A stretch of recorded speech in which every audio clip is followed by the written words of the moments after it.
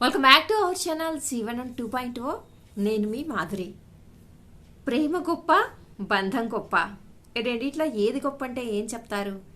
నేనైతే బంధమే గొప్ప అని చెప్తాను. ఎందుకు బంధం గొప్ప అని చెప్తాను అని అంటే, ప్రేమతో ముడిపడిందే కదా బంధము. బంధానికి పునాది ప్రేమే కదా. మరి అలాంటప్పుడు బంధమే గొప్ప కదా. అందులో ప్రేమ ఉంటది కాబట్టి. ఏ బంధంలో ప్రేమ ఉండదో చెప్పండి. భార్యాభర్తల బంధంలో ప్రేమ ఉంటుంది, ప్రేయసి ప్రియురాలు బంధంలో ప్రేమ ఉంటుంది, తల్లి కొడుకు, తల్లి కూతురు, అన్నదమ్ములు, అక్క చెల్లెళ్ళు, ప్రతి రిలేషన్లోనూ బంధంలోనూ ప్రేమ అనేది దాగి ఉంటుంది. ఆ ప్రేమతో దాగున్న దాన్నే బంధం అని అంటారనమాట. బంధంతో లేకుండా ఉన్న రిలేషన్స్ తాత్కాలికం అనమాట. మన అంటూ ఉంటారు కొంతమంది, క్రష్ అదేనండి, తాత్కాలికం. జస్ట్ వాళ్ళని చూడంగానే ఒక రకమైన అట్రాక్షన్ పుడుతుంది కదా, అది బంధం లేని ప్రేమ అనమాట. ఒక ఏమంటారు, చూడంగానే అబ్బా అని ఒక ఫీల్ వస్తుంది అనమాట, దాన్ని అంటారనమాట. సో బంధం అలా ఉండదు. బంధము ప్రేమతో ముడివేసుకొని ఉంటుంది అనమాట. కాబట్టే బంధానికి అంత విలువ ఎక్కువ, బంధము అంత శాశ్వతమైంది అని చెప్తాను. కాబట్టే బంధం చాలా గొప్పది అని చెప్తాను. బంధంలో ఆటోమేటిక్గా ప్రేమ అనేది కలిపి ఉంటుంది. ప్రేమ లేని దాన్ని అసలు బంధం అని అనమనమాట. అందుకే బంధం గొప్పదని నా దృష్టిలో అని చెప్పేసి చెప్తున్నా. ఇంకొక విషయం, భార్య గొప్ప, ప్రేయసి గొప్ప, అంతే కదా. ఎందుకంటే ఇక్కడ మనకి బంధము ప్రేమ రెండు వచ్చాయి. ఆ రెండిటికి కనెక్షన్ ఉండేటటువంటిది ఏంటి? భార్య మరియు ప్రేయసి. భార్య అనేది ఒక బంధము, ప్రేయసి అనేది ఒక ప్రేమ అనమాట. కాబట్టి ఈ రెండిట్లో ఏది గొప్ప అని మళ్ళీ ఇంకొక క్వశ్చన్ రావచ్చు. నా పాయింట్ ఆఫ్ వ్యూలో అయితే రెండు గొప్పవే. భార్య ప్లేస్ భార్యదే, ప్రేయసి ప్లేస్ ప్రేయసిదే అనమాట. భార్య బంధం గొప్పది అని చెప్పేసి ఒకానొక టైంలో శ్రీకృష్ణుడు రాధతో చెప్పాడనమాట. ఎందుకు అంటే రాధ కృష్ణుడిని అడుగుతుంది, నీ పాయింట్ ఆఫ్ వ్యూలో ఏ బంధం గొప్ప అని చెప్పేసి అడగడంతో, భార్యాభర్తల బంధం చాలా గొప్పది, చాలా పెనవేసుకున్న అద్భుతమైన బంధం అది.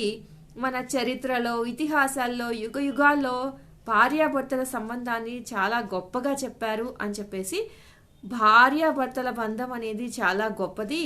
కాబట్టి భార్య చాలా అదృష్టవంతురాలేమో, కృష్ణుడిలాగా భార్య బంధం గొప్పది, భార్యాభర్తల బంధం అని అన్నాడు కదా అని చెప్పేసి, భార్య అదృష్టవంతురాలు అని చెప్పేసి మనసులో రాధ అనుకుంటుంది అనమాట. అయితే కృష్ణుడిని అడుగుతుంది సేమ్ అదే డౌట్. అప్పుడు కృష్ణుడు చెప్తాడు, లేదు లేదు, ప్రేయసి చాలా అదృష్టవంతురాలు అని చెప్పేసి. అప్పుడు కృష్ణుడు, లేదు లేదు, ప్రేయసి చాలా అదృష్టవంతురాలు. ఎందుకు అంటే ప్రేమ అనేది హృదయంలో ఉంటుంది, హృదయంలో కొలువై ఉండేది ప్రేయసినే కదా అని చెప్పేసి అంటాడనమాట. అయితే ఇది కృష్ణుడు వర్షను. నా వర్షన్ వచ్చేటప్పటికి రెండు గొప్పవే అని నేను మీకు చెప్పాను.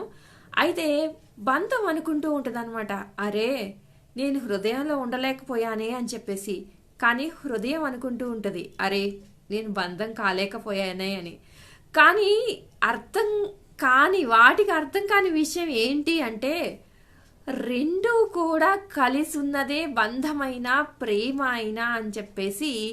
ప్రేమ ఉంటేనే అది బంధం అవుతుంది, బంధంలో ఖచ్చితంగా ప్రేమ ఉంటుంది అని చెప్పేసి రెండు కూడా వాటికి తెలియకుండానే ఇంటర్లింక్డ్ అనే విషయాన్ని మర్చిపోతాయి అన్నమాట.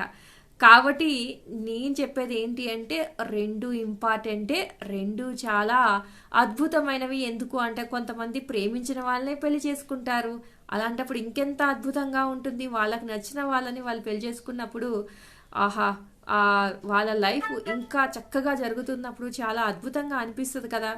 కానీ ఇప్పుడున్న రోజుల్లో ఉందంటారా అంత ప్రేమ, అంత బంధము అని అంటే 50-50 ఛాన్సెస్ అని చెప్పొచ్చు అనమాట. ఎందుకు అంటే అరేంజెస్ మ్యారేజ్లో లేదా ప్రేమ అంటే అద్భుతంగా ఉంటుంది.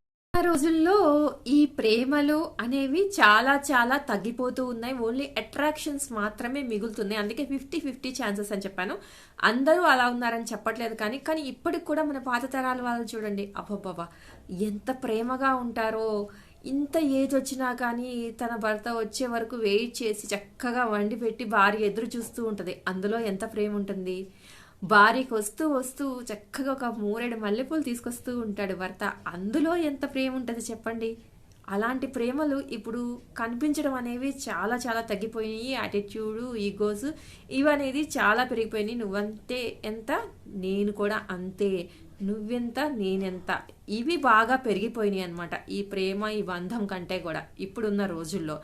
సో నేను చెప్పేది ఏంటంటే, రోజుకి 100 సార్లు love you love you love you అని చెప్తే ప్రేమ కాదు.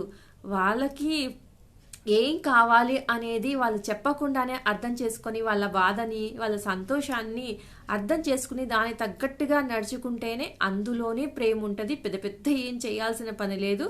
చిన్న చిన్న వాటిల్లోనే ప్రేమ కనిపిస్తుంది. అది చాలా అద్భుతంగా అనిపిస్తుంది అనమాట. కాబట్టి ఆ విధంగా ప్రేమగా ఉండటానికి ట్రై చేయండి. వీడియో కనుక నచ్చితే లైక్ చేయడం మర్చిపోవద్దు. మరి ఇలాంటి వీడియోస్ కోసం వెంటనే ఛానల్ సబ్స్క్రైబ్ చేసుకుని పక్కనే ఉన్న బెల్ ఐకాన్ని కూడా ప్రెస్ చేసేయండి.